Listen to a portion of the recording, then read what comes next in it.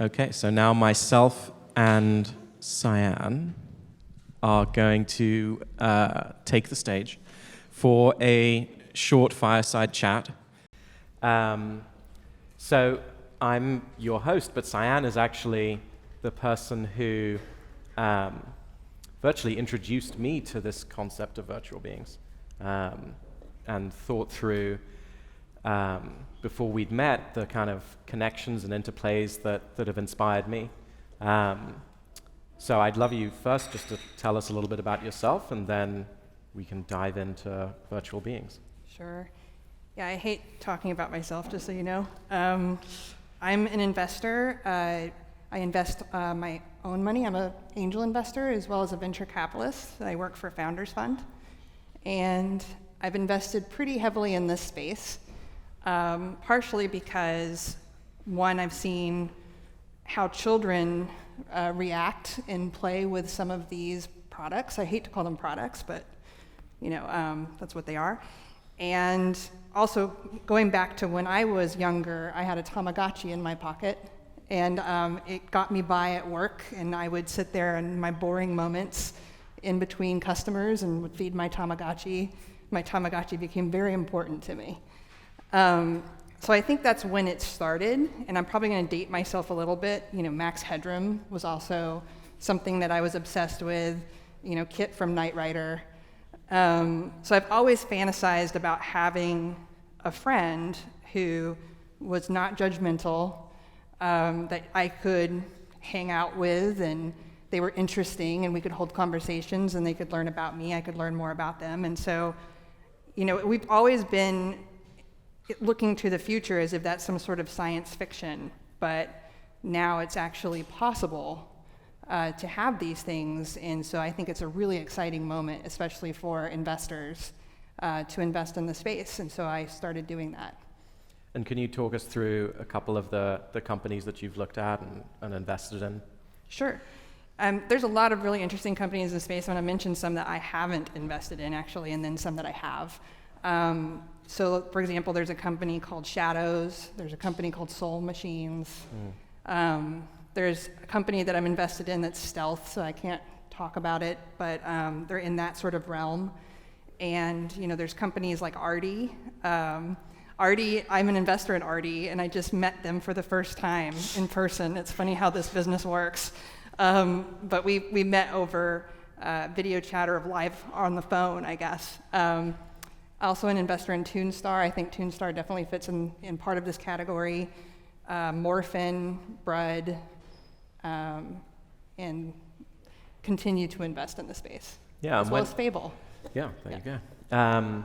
You told me a little bit about Hatsune Miku and how that kind of helped you connect to the concept of virtual influences. And yeah. I'd love you to tell the folks here a little bit about that. I assume everyone here, if you're here, you know who Hatsune Miku is. If not, raise your hand. Okay, awesome. Hatsune Miku is not a real performer, not a real person. She is, I wouldn't call her a hologram, but most of the people in the audience think she's a hologram. And she basically performs music that is fan-submitted, and so the fans get together and they make this music that she performs, and she can fill up arenas. And so that's what's really fascinating about her. And so I first saw a video, and I couldn't believe what I was seeing. I was like, are they really this hyped up about this character that's on stage? And when they had the light sticks, the whole thing going.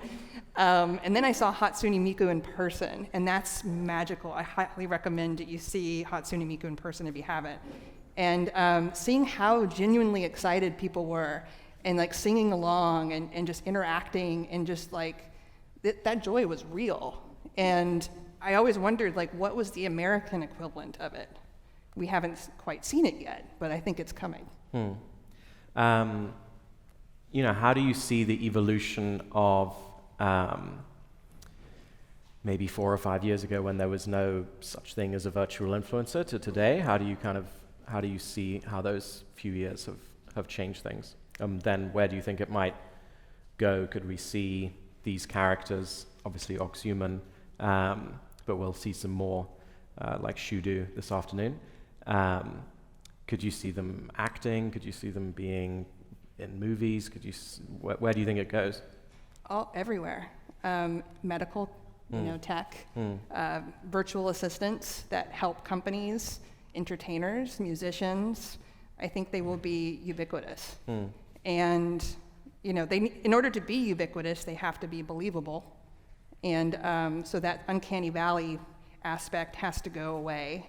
We're starting to see, at least I've seen demos where it's really, really compelling.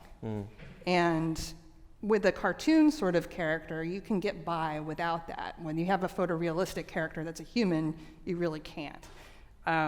So that's why I really like a lot of these platforms and people that are using cartoons, because you can get away with so much more, like Super Plastic. I'm also an investor in that. So I think that they can do everything, and that's the nice thing about them is that they're fully scalable. They only create drama if you design them to.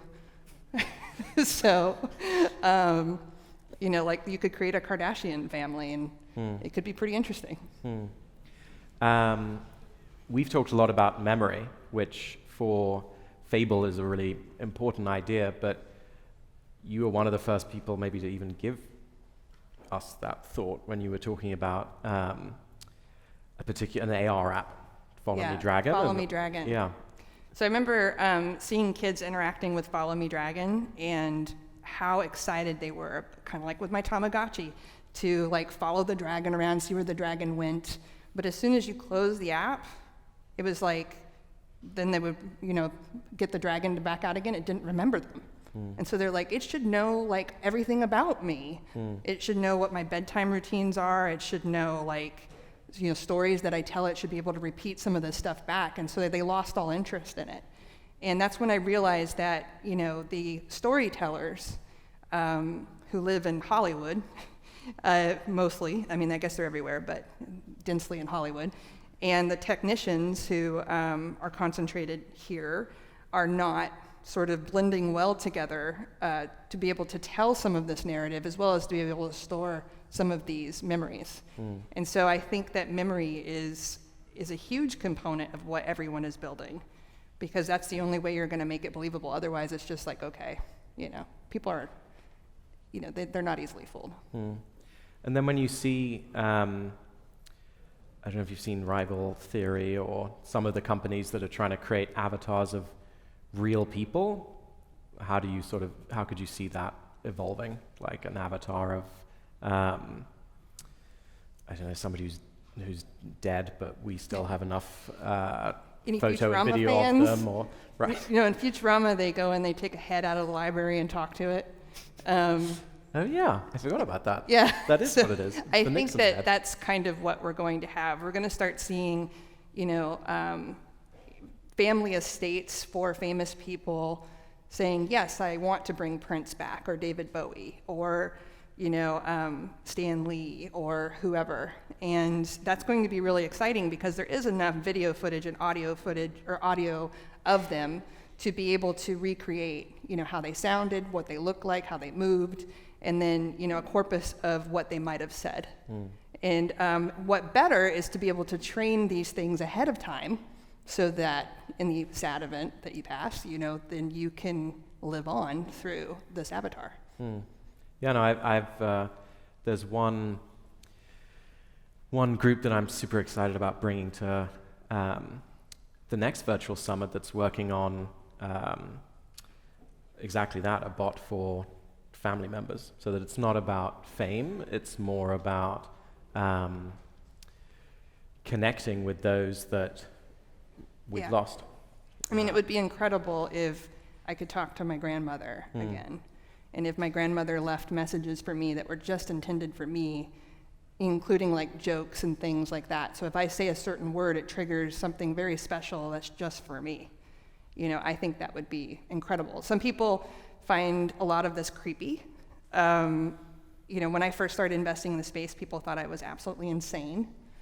And now it's starting to become, and I know there's other investors here who probably looking around the room also thought they were insane. But I think that this is the future that we're going to live in. And it's not so far off. Yeah.